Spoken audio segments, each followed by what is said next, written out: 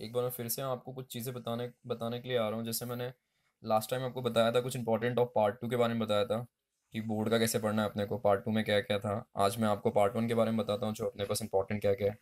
आप इतनी सारी चीज़ें स्टडी करो और देन फिर आपका पेपर अच्छा जाएगा। आप पूरे सारी चीज़ें पढ़ने की ज़रूरत नहीं है अपने पास।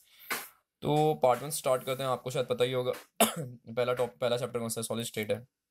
अब सॉलिड स्टेट के अंदर अगर आप देखो तो आपको डिफरेंसेस दिखाई देंगे क्रिस्टलाइन एंड अमॉर्फस के, वो बहुत अच्छे से करके जाओ। जिसमें से पहला ही आपको दे रहा है ये क्रिस्टलाइन अमॉर्फस के डिफरेंशिएशन दे रहा है।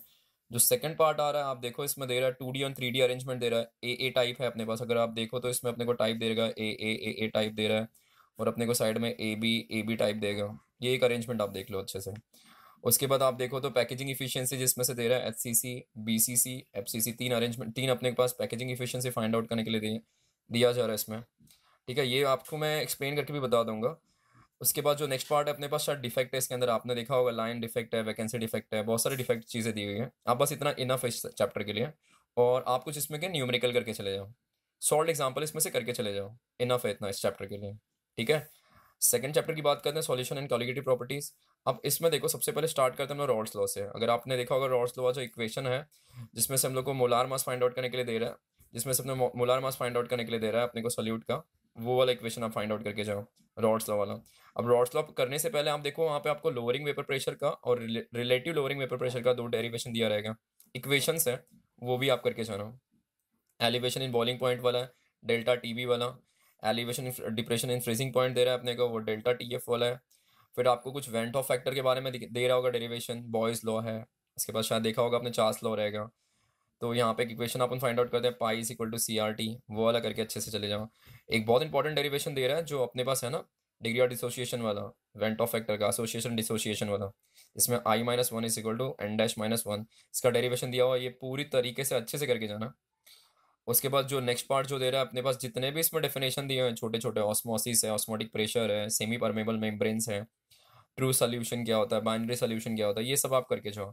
और न्यूमेरिकल एक भी छोड़ना मत, सॉल्व न्यूमेरिकल जितने भी हैं। आप एक्सरसाइज मत उठाओ, लेकिन सॉल्व गलती से भी छोड़ना मत, सॉल्व बहुत ज़्यादा इंपॉर्टेंट है। थोड़ा सा मूव ऑन करते हैं हम लोग थर्मोडायनेमिक्स की तरफ। अभी थर्मोडायनेमिक्स आपको देख के बहुत बड़ा लगता है, तो अब मैं तो कह रहा हूँ आप पूरा पढ़ो मत इसमें से, आप कुछ चीज़ें बता रहा हूँ आप उतना ही पढ़ो। जैसे स्टार्ट करते हैं हम लोग, आइसोथर्मल और एडियाबेटिक प्रोसेस का डिफरेंशिएशन दिया हुआ है, एग्जाम में आता है ये भी। Expression of pressure volume work दे रहा होगा, वो भी देख लो आप एक बार अच्छे से।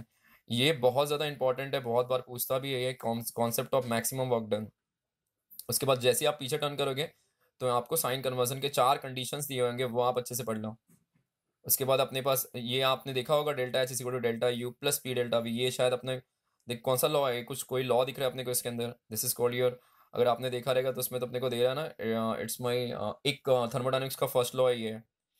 तो उसका एक इक्वेशन दिया हुआ, वो आप कर, डेरिवेशन है इसका, ये आप करके जाओ। फिर उसी के नीचे, इसी के नीचे ये वाला भी डेरिवेशन दिया रहेगा, W is equal to minus R T into delta N. ये वाला एक आप करके जाओ। हैसेस लॉ दे रहा है, हैसेस लॉ आप करके जाओ। थर्मोडायनेमिक्स थर्मो उसके बाद अपने को थर्मोडायनेमिक्स के दो law, first law second law दे रहा है, थर्ड लॉ इंपॉर्टेंट नहीं है, आप दोनों लॉ करके जाओ। गिब्स एनर्जी के बारे में दे रहा है, इक्वेशन दे रहा है, वो आप करके जाओ। और इसमें जितने भी डेफिनेशन है आपने देखा होगा, उसके अंदर जितने भी बोल्ड वाले डेफिनेशन है, वो एक भी गलती से भी छोड़ना मत अभी। और जितने भी डेफिनेशन जो डेल्टा के टर्म में आते हैं, अगर आपने देखा रहेगा तो उसमें आपको मिलेगा। तो डेल्टा डेल्टा एफ फॉर्मेशन दे रहा है, कुछ बहुत सारी चीजें इसमें दी हुई हैं, वो आप करके जाओ। और उसके न्यूमेरिकल अगर आप सॉल्व करें तो बहुत ईजी है, वो आपका अच्छे से हो जाएगा, आप करके जाओ। ज़्यादा चैप्टर का वेटेज ठीक ठाक है, लेकिन आप इतनी चीज़ें करके जाओ, थर्मोडायनामिक्स ईजी हो जाएगा, क्लियर हो जाएगा। ठीक है। उसके बाद आगे थोड़ा मूव ऑन करते हैं, इलेक्ट्रोकेमिस्ट्री जो अपने को बहुत ज़्यादा डिफिकल्ट लगता है, लेकिन ये डिफिकल्ट है नहीं एक्चुअली। देखो स्टार्टिंग पॉइंट पहले से देख लो, जो अपने को दे रहा है differences between electrolytic and electrolytic cell, ये करके जाओ।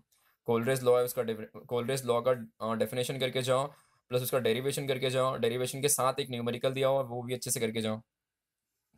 उसके बाद इलेक्ट्रोलिसिस ऑफ मोल्टन सेल, इसका डायग्राम बनाया हुआ है, उसके थोड़ा एक्सप्रेशन पढ़ के जाओ। डायग्राम मस्ट है, डायग्राम आप पहले करके जाओ। इसके बाद नेक्स्ट पॉइंट अपने को दे रहा है फेराडेस लॉ के बारे में विद फॉर्मुलाज उसका दिया हुआ है, वो आप एक अच्छे से करके जाओ। फिर अपने को दे रहा है सॉल्ट ब्रिज के बारे में, दे रहा है सॉल्ट ब्रिज करके जाओ। सॉल्ट ब्रिज के साथ साथ अपने पास फिर से डिफरेंशिएशन आ रहा है, इलेक्ट्रोलिटिक एंड गैल्वानिक सेल, वो करके जाओ। डेनियल सेल का डेनियल सेल का आप सेल रिप्रेजेंटेशन करके जाओ, प्लस उसका डायग्राम अच्छे से करके जाओ। नॉट्स इक्वेशन का पूरा सम्स करके जाओ, है ना अपने पास। E cell is equal to E naught cell minus 0.0592 upon n log of product upon reactant, ये करके जाओ। फिर अपने पास दे रहा है SHE सिंपल हाइड्रोजन इलेक्ट्रोड के बारे में दे रहा है, कैलोमल इलेक्ट्रोड, दोनों का डायग्राम अच्छे से करके जाना। लेड बैटरी पूरा पढ़ के जाओ, ये एक ही अकेला क्वेश्चन है जो तुमको 7 मार्क देगा, नहीं तो 5 मार्क देगा। वैसे ही क्वेश्चन अपने पास इसमें आयरन के करोजन के बारे में दिया है, वो भी करके जाओ। इतनी चीजें इसमें से कर लो, इतनी चीजें करो, इलेक्ट्रोकेमिस्ट्री ठीक ठाक जाएगा। अब थोड़ा सा आगे मूव ऑन करते हैं हम लोग। अपने को दे रहा है केमिकल काइनेटिक्स के बारे में, बहुत बड़ा चैप्टर है लेकिन बहुत ईजी है, कुछ नहीं है उसके अंदर। अपने पास आपने देखा होगा एक्सप्रेशन है फर्स्ट ऑर्डर का और जीरो ऑर्डर का, 2 एक्सप्रेशन दे रहा है अपने को, वो आप करके जाओ। उसी का हाफ लाइफ भी दिया हो, उसको भी अच्छे से करके आप चले जाओ। फिर देखो differences between order and molecularity दे रहा है, वो करके जाओ। कोलिजन थियरी के बारे में दे रहा है, वो एक आप अच्छे से पढ़ के जाओ। अरेनियस का इक्वेशन अपने पास दे रहा होगा, लॉग ऑफ K2/K1 वाला दे रहा है वो एक आप करके जाओ। Effect of catalyst last page पे दिया हुआ है, वो एक बार पढ़ के जाओ। एक बार पढ़ोगे तो आपको ये अच्छे से आ जाएगा। इसके बाद थोड़ा सा मूव ऑन करते हैं नीचे की तरफ, जो चैप्टर अपने को बहुत बोरिंग लगता है, जिसको हम कहते हैं general principle in isolation method, जो है पूरा प्यूरिफिकेशन बेस्ड चैप्टर है ये। अब उसमें तो जो छोटे छोटे डेफिनेशन है, लीचिंग, स्मेल्टिंग, रोस्टिंग, ये सब आप करके जाओ, एक एक लाइन का डेफिनेशन है। इसके बाद जो बड़े वाले क्वेश्चन है उसमें दे रहा है extraction of zinc from zinc blende, ये करके जाओ। आयरन ब्लास्ट फर्नेस का करके जाओ। Extraction of aluminium from bauxite, ये आप अच्छे से करके जाओ। और एक लास्ट जो प्रोसेस अपने को दे रहा है, हेल प्रोसेस दे रहा है, हेल हेलॉट प्रोसेस दे रहा है, ये एक ये आप करके जाओ, बस इनफ है। इसके बाद आप बोलते हो सर आपने पी ब्लॉक छोड़ दिया, लेकिन मैं बोलूंगा आप पी ब्लॉक अगर आपका अभी तक पढ़ के हुआ नहीं तो आप इसको छोड़ो। और छोड़ने की जगह पे पी ब्लॉक में बहुत ज्यादा वेटेज है, 10 मार्क का वेटेज है, तो छोड़ो तो मत। इसमें से आप करो क्या पता है, उत्तम खरीदो, और जितने भी बोर्ड के क्वेश्चन है ना, बोर्ड क्वेश्चन बैंक में से जितने भी बोर्ड के लास्ट 5 ईयर्स के जो पेपर्स हैं, लास्ट 5 ईयर्स के जितने भी पेपर्स हैं ना, उसके क्वेश्चन अच्छे से करके जाओ। पी ब्लॉक के लास्ट 5 ईयर्स के जितने भी क्वेश्चन अभी उसमें, आप पी ब्लॉक में तो आप रेजोनेंस छोड़ना मत, जिसमें रेजोनेंट के स्ट्रक्चर्स के बारे में दे रहा है, वो गलती से भी छोड़ना मत, वो एग्जाम में पूछता है अपने पास। और जो रिएक्शन वाला पार्ट है जो हमने को याद करना पड़ेगा, वो उस पर इतना ध्यान मत दो, वो आप डायरेक्टली लास्ट 5 ईयर्स के पेपर लो और उससे रिफर करो। और ये आप कर लो तो समझो आपका पेपर वन भी अच्छे से क्लियर हो जाएगा। और एक चीज़ मेरी यहाँ पे थोड़ी छूट रही थी, तो मैं वो भी बता देता हूँ। जैसे हम लोग सॉल्यूशन किया है ना, सॉल्यूशन में एक अपने ने पढ़ा होगा हेनरी लॉ, आपको पता होगा हेनरी लॉ वाला क्या इक्वेशन है, S=KP, ये करके जाना, क्योंकि ये अपने को 2 मार्क्स देगा। ये करके जाना, ये पूछता भी एग्जाम में। और मेरा ये रिक्वेस्ट है कि आप पूरे सिलेबस में से आप कहीं से भी, मतलब अगर पार्ट वन की मैं बात करूँ तो आप कहीं से भी सॉल्ट एग्जाम्पल छोड़ना मत। अगर नहीं होता तो सॉल्ट एग्जाम्पल अच्छे से देख कर जाओ, मेथड लिखो, डेटा लिखो, फॉर्मूला लिखो, तो आपको मार्क्स मिल जाएगा। अगर आपका न्यूमेरिकल का लास्ट, अगर आप कुछ राइट लिख रहे हो या कुछ रॉन्ग भी लिख रहे हो वहाँ पे, अगर आपका फाइनल आंसर मैच नहीं कर रहा है तो भी आपको मार्क्स मिलेगा। लेकिन डेटा और फॉर्मूला अच्छे से करके जाओ। ओके। अब नेक्स्ट लेक्चर में आपको कुछ एक्सपांडिंग चीज़ बता देता हूँ। जैसे सॉलिड स्टेट की बारी है, तो इसमें अगर मैंने दिखाया तुम लोग को FCC, BCC और ये तुम्हारा HCC दे रहा है, इसका मैं एक्सपांशन करके तुम लोग को बता दूंगा कि पैकेजिंग इफिशिएंसी कैसे फाइंड आउट करता है। ठीक है। ओके।